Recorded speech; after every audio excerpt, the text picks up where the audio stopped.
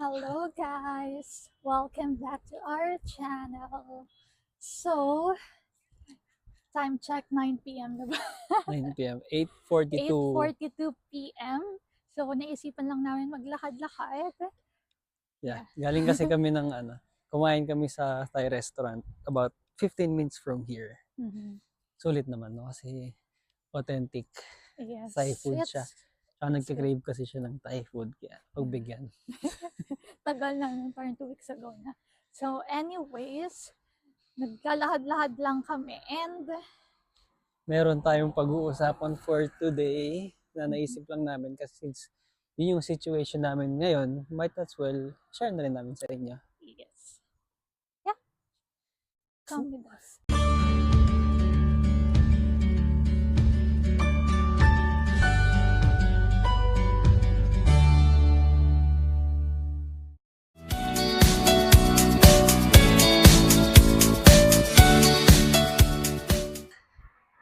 Gaano ba kahirap maghanap ng trabaho dito sa Mississauga or sa GTA? Yes. So, as you all know, ano na kami dito, patapos na yung school, pero until now, it's still a challenge for us to find a work na mag-aano sa amin, yung gusto namin and yung kailangan din namin. Kaya lang, Okay. dito na ulit kami. May binili lang kami Binili lang kaya, kami saglit sa no-feels. kaya naputol yung video.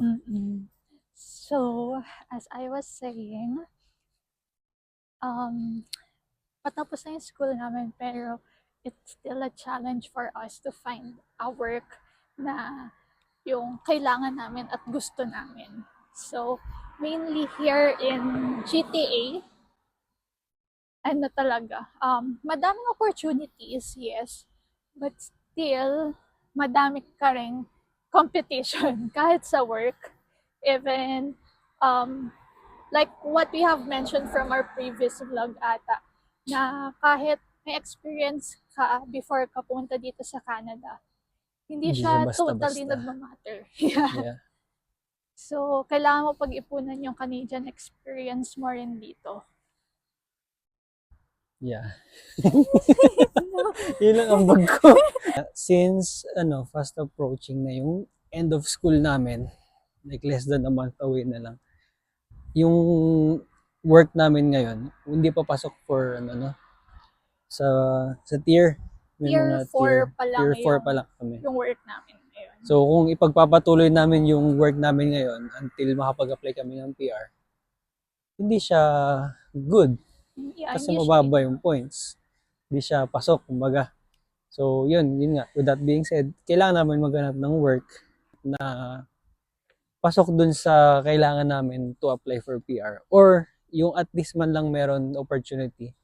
Kasi sa ngayon, I mean, feel namin dun sa current work namin, hindi ganun kadali makakuha ng higher position with, the given circumstance na ganun. And, yun nga, since papunta na kami sa work permit, PGWP, so we need to prioritize yung makakatulong talaga for our PR. Kasi yun naman talaga yung main goal kung bakit kami nandito. Yeah. So, yun nga, mahirap siya makakuha ng work. Siguro, depende na rin sa nature ng work nyo or sa industry. Kasi yung industry namin is hospitality.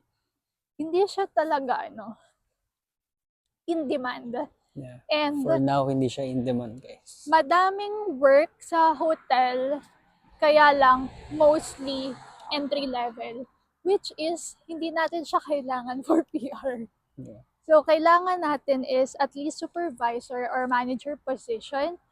And yun yung nagiging challenge for us na makahanap. Since nga, ako meron na akong like more than 3 years of work experience before coming to Canada. Pero hindi siya talaga nagmamatter totally na kahit may ganyan ka-experience, entry level ka pa rin magsisimula. Something like that.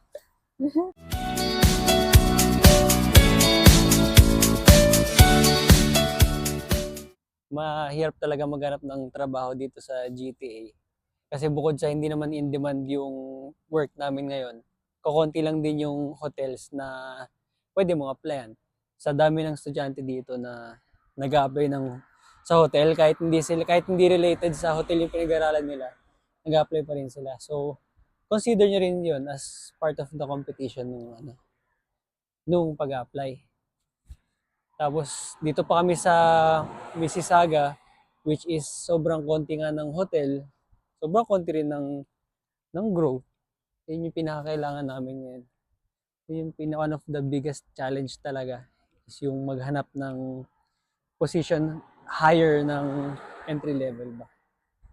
Okay, and since yun nasa hospitality field kami, most of you know na dito sa Canada, walang pathway doon.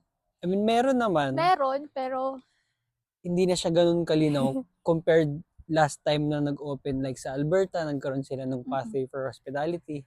Sa Atlantic Province, yes, yun, nagkaroon din sila doon ng pathway na hindi mo na kailangan ng supervisory position. Magkaroon ka lang ng job offer sa designated na employer. yes. And parang kailangan mo lang mag-work doon ng 6 months 6 nga lang months eh. at 6 least. months Yeah. to 1 year, pwede ka na mag-apply for PR. Pero yun nga, since ang daming changes rin, isa rin siya sa reasons kung bakit mahirap maghanap ng trabaho sa field natin. So, ayun, since nandito tayo sa Ontario, dito wala talagang pathway for hospitality. So, isa din yun sa kailangan nyong isipin sa paghahanap.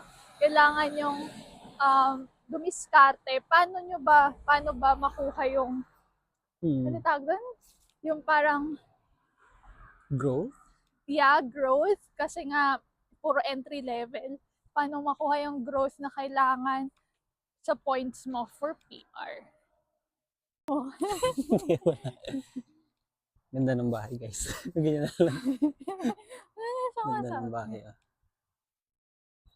Oh. Naglalakad-lakad pa rin kami. Naglalakad pa rin kami. Sabi, Siyempre. gusto niya maglakad ng paggabi na daw. Kasi ko, matanda na tayo. Kasi mostly nang nakikita ko naglalakad tuwing gantong oras na. Yung pa sunset na is medyo matatanda na. Actually, wala nang araw. Wala Madilim na. Medyo na nga yung sunset eh. Kasi dati 9. Ngayon 8:30 na lang, di ba? Malapit na guys, magtaglamig. Lapit na. Lumalamig na rin eh. Nagle-less than na rin. Below 20. Below 20 na rin yung Malamig na din. Going back to our topic. Ano nga ba yung mga ginagawa namin para makasabay sa competition even though Dati it's ng very buhay. hard. Yeah. So ako, ang mismong ginagawa ko, which is ginagawa rin naman ng lahat, pero sa akin kasi effective siya, is LinkedIn. So sa LinkedIn kasi, parang ando doon yung mga employer, yung mga manager, yung mga supervisor, or yung kahit sino nagtatrabaho sa gusto niyong field, pwede kayong mag-connect sa kanila. Then pwede kayong mag-reach out. Then pwede nyo i-ask. Instead of going online lang sa Indeed, tapos ilalagay nyo lang yung resume nyo, tapos bahala na, di ba? Yes. At least doon, may kita nila na, uy, interesado si eto. Ibibigay nila yung kung merong available na position. Isipin nyo palagi yung sa pag-apply din sa Indeed, hindi siya sure na kahit magpasa ka ng 50 to 100 resumes a day. Actually dito is better talaga if may connections kayo. Yeah, connections. Sobrang halaga na may connections kayo dito. Kasi 'di ba sa atin sa Pinas parang kapag may connection ka parang ay nakakahiya kasi ang bilis, parang easy mo makuha yung trabaho, 'di ba ganun sa atin? Yeah. Which is dito naman kumbaga easier siya talaga kung may connection advantage. ka. Pero at the same time, halos lahat ng tao dito puro connections na din. So kailangan mong gamitin na lang 'yon in a good way. Yeah, isipin nyo sa Indeed, sa isang trabaho, mahigit 1,000 kayo nag-a-apply.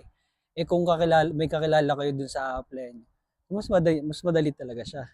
So, ganun yung ginagawa namin ngayon, na inuuna namin yung mga possible na connections namin na pwede namin matanungan kung meron ba talaga. Para at least, dun pa lang, kasi alam na nila yung work namin. Like, yung iba nakatrabaho namin, iba yung manager namin dati, lumipat lang ng ibang hotel, mag-reach out lang kami dun. So, yun yung one of the easiest way para makahanap ng work.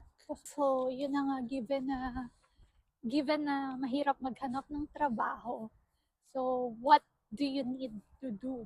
So, bukod nga dun sa paghahanap ng connections or gamitin mo yung mga connections mo, dito, hindi siya, yung mga job dito, parang you don't need to be loyal in one job.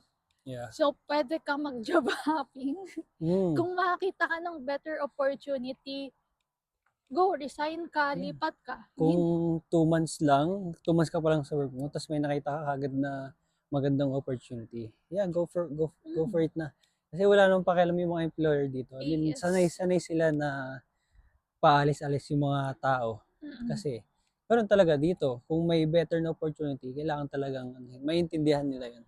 Yes, talaga, kung ano yung sa tingin mo is better for you at that time, go lang, lipat ka. And yung iba nga namin kakilala or napapanood, parang sila, non-stop yung pag-apply nila. Yeah. Hanggang makuha nila yung goal talaga nila na work or yung gusto talaga nila na work. Ayun, basta if you have a job ngayon, like part-time or full-time man yan, na hindi mo ganun kakabit, tiyasin mo muna. Pero Yeah. huwag ka rin mag-stop to apply, to find another job na mas okay for you. Yeah, and sa suggestion ko lang din, don't burn your bridges. Meaning, sa mga manager nyo, sa mga ka-empleyado, ka-work nyo, try nyo pa rin talagang makisama kayo. Kasi magagamit nyo sila in the future. You'll never know. Kasi mamaya, yung apply yung trabaho is kakilala pala neto or ka-close pala neto. Diba? At least, They can say good things about you, yeah, oo. like working professionally. Diba? Tiis-tiis lang talaga sa mga ka-work na. Pati huwag ka Hindi ko mag-aawal gusto. dito. Oo, kung as much as possible. Lipat-lipat ka, pero huwag ka mag-aawal kasi yun na, magagamit mo sila. Oo, With your career. magsabi kayo ng maayos. Para dun sa pupuntahan nyo or yung apply nyo na work, wala silang masabi. Ay, kahit ba't 2 months ka lang dito, ba't yan? Sabi ni ganito, ganyan. Yes. Diba? Kasi diba meron kang ka-work na, Yeah.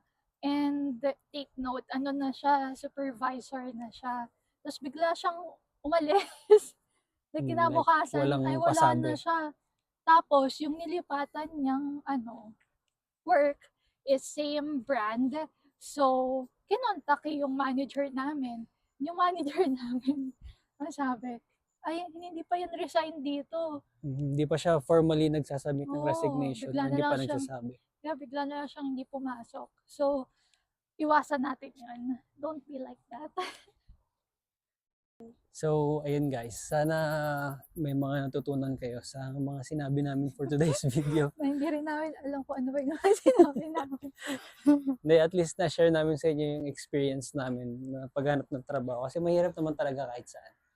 Yeah. So, yun lang. Yung pinaka-suggestion ko lang talaga is try nyo yung connections talaga. Yun yung isa sa mga pinakamahalaga dito sa Canada. Tapos kung gusto nyo rin malaman ko yung mga things na pwede nyo i-consider, panoorin yung vlog namin dati na Yes. yung things to consider Ilagay when looking namin for a sa, job. sa, Sa description. yes. Yan. Pati ito, lalagay ko dito. Oo. Yan. Pauwi na rin kami. Gabi na rin, dilim na. So, kailangan na rin magpahinga. Marami pa kami lakad for the following days. I-update na lang namin kayo sa mga pangyayari kapag okay na lahat. Yes. Yung kapag everything is in place na. Yan. Thank you guys for watching for today. Don't forget to like, comment, and subscribe. Huwag nyo na rin kalimutan i-share. Yan, ibahagi nyo. Ibahagi nyo ang mabuting balita. Bye guys. Thank you for watching. We'll Bye. see you next time. See you.